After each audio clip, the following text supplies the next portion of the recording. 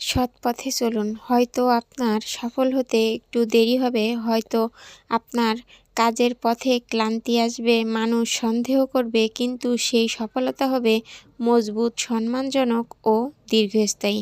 কারণ শর্টকাটে পাওয়া অর্জন আলো ঝলমলে হলেও তার ভেতর থাকে না স্থায়িত্ব, থাকে না আত্মতৃপ্তি। তা দ্রুত আসে ঠিকই, আবার দ্রুতই হারিয়ে যায়। আর সৎপথে গড়া সাফল্য সময় নেয়, ধৈর্য চায়, পরীক্ষায় ফেলে, কিন্তু আপনাকে ভেঙে নয়, বরং ভিতর থেকে শক্ত করে গড়ে তোলে।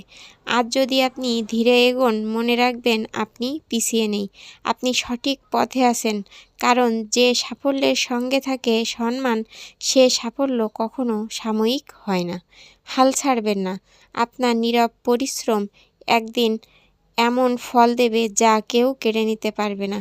কারণ সৎপথে চলা মানুষ দেরিতে যেতে, কিন্তু চিরকালের জন্য যেতে।